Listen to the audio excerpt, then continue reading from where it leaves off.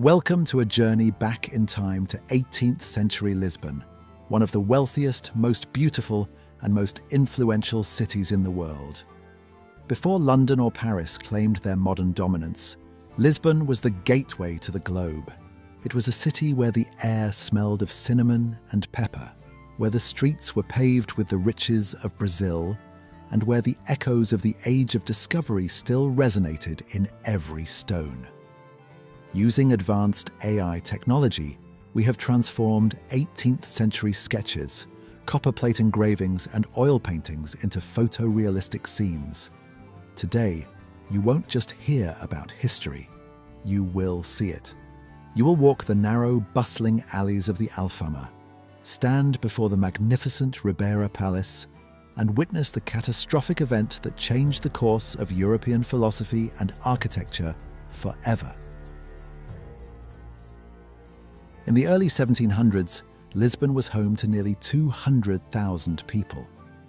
It was the fourth largest city in Europe, trailing only London, Paris, and Naples. It was a city of extreme contrasts. On one hand, it was the new Rome, filled with more than 40 churches and 90 convents. On the other, it was a chaotic medieval labyrinth, where the wealth of an empire flowed through streets that lacked a modern sewage system. But this golden age was headed toward a terrifying climax. We will see how a city was erased in a single morning, and how it rose from the ashes to become the first modern city of the Enlightenment. To understand why the world stood in shock when Lisbon fell, one must understand that by 1750, this city was the beating heart of a global machine. This is the Tagus River, the golden throat of Europe and the lifeblood of an empire. In the mid-1700s, this wasn't just a body of water, it was the most strategic and wealthy harbour in the Atlantic. Looking at this 1730 engraving by Joachim Ottens, we see a forest of masts so dense it was said you could almost cross the river by jumping from deck to deck. But why were all these ships here? To understand the sheer scale of this movement, we must look at the 5 pillars of Portuguese supremacy that made Lisbon the beating heart of a global machine. Ships arrived daily, fueling what historians call the first truly global economy. The first pillar was the spice link. While other nations were still struggling to establish trade, Portugal held the keys to the east. From Goa, Malacca, and Timor, ships brought the aromatic treasures of the Orient, pepper, cinnamon, and cloves, directly into Lisbon's warehouses, where they were sold at a premium to the rest of a hungry Europe. Close behind was the second pillar, the silk and porcelain route. Through the gateway of Macau, Lisbon held a near monopoly on white gold, the delicate Chinese porcelain that every aristocratic house in Paris and London craved. Then came the African connection. By controlling strategic ports in Angola and Mozambique, Lisbon dominated the Atlantic trade winds, funneling ivory, rare woods, and gold into the city's coffers. But the true engine of 18th century Lisbon, the fourth and most powerful pillar, was the Age of Gold, the Brazilian boom. After the 1695 discovery of massive gold deposits in Minas Gerais, a literal river of wealth began to flow across the Atlantic. It is hard to overstate the magnitude. Nearly 1,000 tons of gold and millions of carats of diamonds arrived at these very docks in the decades leading up to the Great Disaster. This unimaginable wealth transformed Lisbon into a cultural and scientific magnet. The king didn't just hoard this gold, he invested it in prestige. He commissioned the world's most advanced aqueducts and gathered a classified library of nautical maps, the roteiros, which were the 18th century equivalent of nuclear codes, containing the secret navigation data of the world's oceans. In 1750, Lisbon was the world's primary warehouse and its wealthiest creditor. Yet, the riverfront was a scene of stark, noisy contrast. You would hear a dozen languages, Dutch, English, Italian, and African dialects, mingling with the rough Portuguese of the stevedores. The Ribeira was the city's front door, and while it glittered with gold, it also reeked of reality. Unlike Paris or London, which were inland cities, Lisbon looked directly out into the deep blue, obsessed with the horizon. However, the beauty was deceptive. The Tagus was also the city's primary sewer. The stench of Lisbon was legendary among travellers. Domestic waste was thrown from windows into the streets and eventually washed down the hills into these very waters. Yet, this river provided both the fish that fed the starving poor and the diamonds that adorned the crowns of kings. Today, the Tagus remains the heart of the city, but the heavy galleons have been replaced by cruise liners and sailboats. The Ribeira district, once the centre of this global power, is now the Praça do Comércio, a site we will visit later to see how it was reborn from the ashes of the greatest tragedy in European history. Imagine standing before the Paço da Ribeira. This was the royal residence of the Portuguese kings for over 250 years.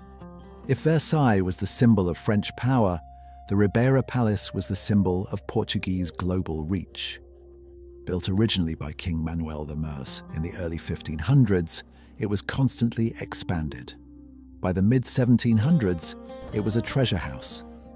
Inside its walls were more than 70,000 volumes in the Royal Library, hundreds of paintings by masters like Titian, Rubens and Correggio, and the priceless archives of the Age of Discovery, maps and charts that showed the secret routes to the east.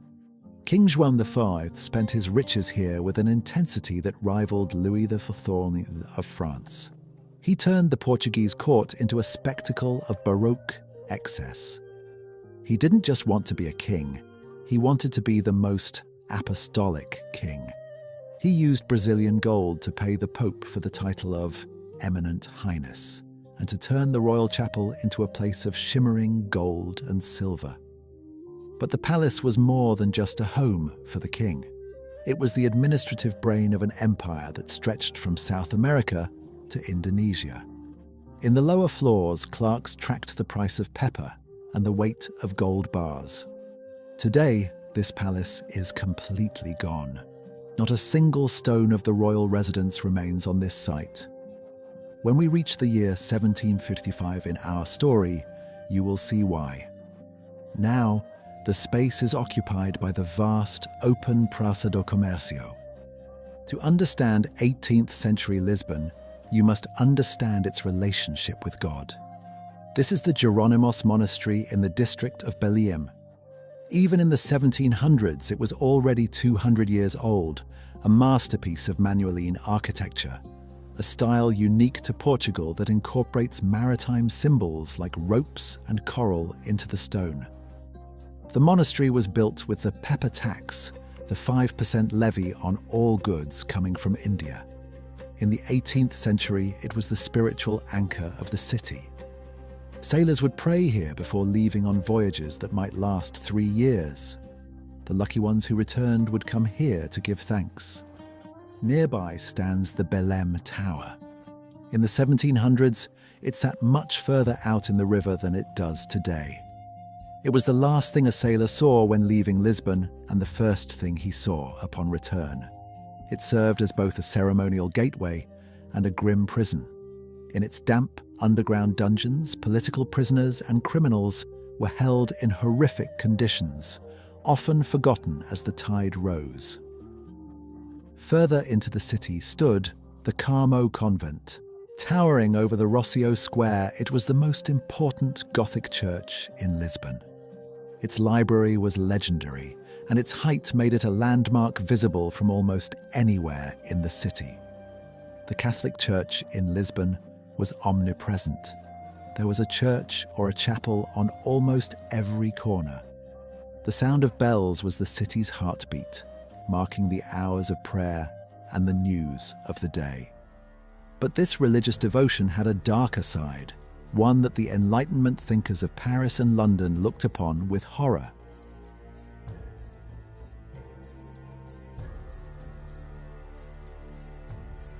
This is the Rocio, the center of public life in Lisbon. While it was a place for markets and celebrations in the 1700s, it was also the site of the auto da fe, the public penance of the Portuguese Inquisition. Portugal was a deeply conservative and religious society. The Inquisition, established in 1536, was still very active in the 18th century. They targeted new Christians, Jews who had been forced to convert but were suspected of practicing their old faith in secret, as well as those accused of heresy, witchcraft, or sodomy. While the Enlightenment was sweeping through the coffee houses of Paris, Lisbon was still burning people at the stake in the Rossio. These public executions were grand spectacles, attended by the king and the nobility. The victims would be paraded through the streets in San Benitos, yellow tunics with red crosses, before being brought to the fire. This religious fervor created a strange atmosphere in the city. It was a place of immense wealth and artistic beauty, yet it was also a place of fear and intellectual repression. Books were censored, and new ideas from the rest of Europe were often smuggled in like contraband. Today, the Rossio is a place of joy and meeting. The headquarters of the Inquisition was replaced by the Donna Maria II National Theatre. The dark history of the Inquisition is a shadow that the city has long since stepped out of, but in the 1700s, it was a defining feature of daily life. If you left the grand palaces of the riverfront and climbed the hills, you entered a different world. This is the Alfama. It is the oldest district in Lisbon, a medieval maze that survived the Moorish occupation and the Reconquest. In the 1700s, life here was lived in the streets. Because the houses were so small and cramped, people cooked, washed, and socialized outside. You would see the Varinas, fishwives, carrying baskets of sardines on their heads, shouting their prices with a rhythmic, musical call. Lisbon had a serious water problem. There was no running water in houses. Instead, the city relied on public fountains. The heavy lifting was done by Gallegos, immigrants from Galicia in Spain. They were the city's muscle, carrying water barrels up the steep hills to the houses of the wealthy and the poor alike. They were often treated as a lower caste, yet the city could not function for a single day without them. On the opposite hill was the Bairro Alto.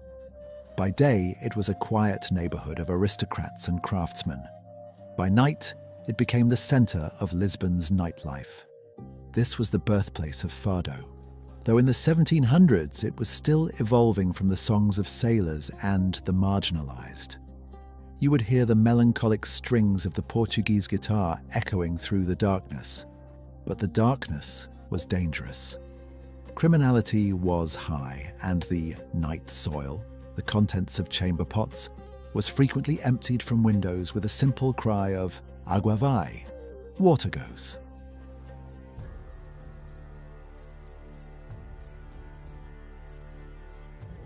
It was All Saints' Day, a major religious holiday. Almost the entire population of Lisbon was inside the churches, which were packed to capacity. Thousands of candles were lit on the altars, and the air was thick with incense. At 9:40 a.m., the earth began to shake. This was not a small tremor. It was a massive undersea earthquake, later estimated to be between 8.5 and 9.0 on the Richter scale. The shaking lasted for nearly 6 minutes, an eternity during an earthquake. In the grand churches like the Carmo convent and the cathedral, Sé, the heavy stone roofs collapsed instantly, crushing thousands of worshippers. The narrow streets of the Alfama and Baixa became death traps as buildings leaned and fell into one another. Those who survived the initial collapse ran toward the river. The Tagus was the only open space away from the falling buildings. Thousands of people gathered on the stone quays of the Ribeira, looking back at their city in ruins.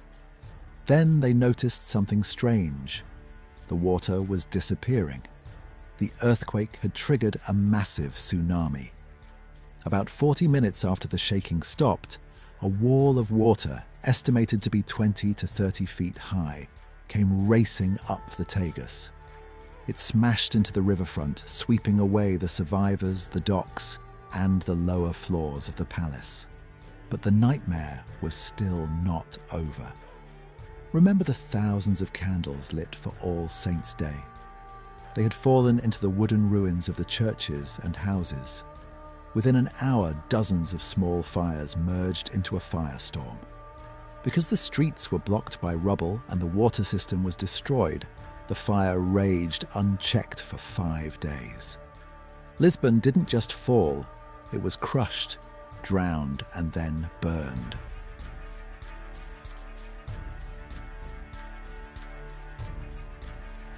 The numbers are staggering. Out of a population of 200,000, it is estimated that between 30,000 and 60,000 people died. The physical loss was even more absolute. 85% of Lisbon's buildings were destroyed. The Ribeira Palace was gone. The Royal Library and its 70,000 books burned. The archives of the great discoveries lost forever. Paintings by Titian and Rubens turned to ash. This is the Carmo convent today. It was left in its ruined state as a memorial to the earthquake. When you stand inside it and look up at the open sky, you are seeing exactly what the survivors saw in November 1755. It is a skeleton of a city that was once the richest in the world. The disaster shook more than just the ground. It shook the foundations of European thought. Philosophers like Voltaire and Rousseau debated, how could a good God allow such a tragedy on a holy day to a devout city? This event effectively ended the era of blind religious optimism and helped trigger the Age of Enlightenment. In the wake of the disaster, the king, João Fi's successor, José I, was paralyzed by fear. He developed a phobia of living inside stone walls and spent the rest of his life living in a complex of luxury tents outside the city. The task of rebuilding fell to one man, the king's prime minister, the Marquês de Pombal. Legend has it that when asked what was to be done, Pombal replied simply, "Bury the dead and feed the living." Pombal was a man of the Enlightenment. He saw the destruction as an opportunity to build a rational city. He ignored the old property lines of the church and the nobility. He ordered the ruins cleared and designed a new city centre, the Baixa Pombalina. He implemented the world's first earthquake-resistant building techniques. He required that every new building be tested using a gaiola pombalina, the pombaline cage, a flexible wooden frame designed to sway, but not break during a tremor. To test the design, he had soldiers march in sync around models of the buildings to simulate seismic waves. He also standardized the city. The beautiful azulejos, tiles we see today on Lisbon's buildings, were mass-produced under his orders to speed up the reconstruction. He replaced the narrow, filthy alleys of the medieval city with wide, straight boulevards that allowed for light, air, and the movement of troops and commerce. This is the result of Pombal's vision. The center of this new world was the Praça do Comércio, built on the exact site where the Ribeira Palace once stood. By naming it Commerce Square, Pombal was sending a message to the world. Portugal was no longer just a religious empire. It was a modern, mercantile nation. The Grand Arch, the Rua Augusta, served as a gateway from the sea into the heart of the new city. In the center of the square stands the bronze statue of the king, trampling snakes under his horse's hooves, a symbol of order triumphing over the chaos of the earthquake. Today, this square is the living room of Lisbon. It is one of the most beautiful plazas in Europe. When you walk here, you are walking on top of the ruins of the old palace, on top of the site of the Great Tsunami, and within the heart of a city that refused to die. Lisbon's history is a story of extreme highs and devastating lows. It rose as the queen of the seas, fell in a morning of fire and water, and was reborn as a city of the future. The 1700s began with the glitter of Brazilian gold and ended with the sober, elegant lines of Pombaline architecture. It was the century that saw Lisbon move from the medieval to the modern. Behind the grand facades and the tourist shops, the spirit of the 18th century is still there. It's in the saudade, that uniquely Portuguese feeling of longing for something that was lost. It's in the resilient stones of the Alfama and the defiant arches of the Carmo. Lisbon is a city that has seen the end of the world and decided to keep going. It reminds us that even after the greatest tragedies, beauty can be rebuilt, rational, strong, and more enduring than before. If you enjoyed this deep dive into the golden and tragic history of Lisbon, let us know in the comments. Which city's secrets should we uncover next, using AI lens? Should we walk the streets of Edo period Japan, or perhaps the marble halls of ancient Rome? Thanks for watching. I'm Tim, and together we'll keep history reborn. I'll see you in the next era.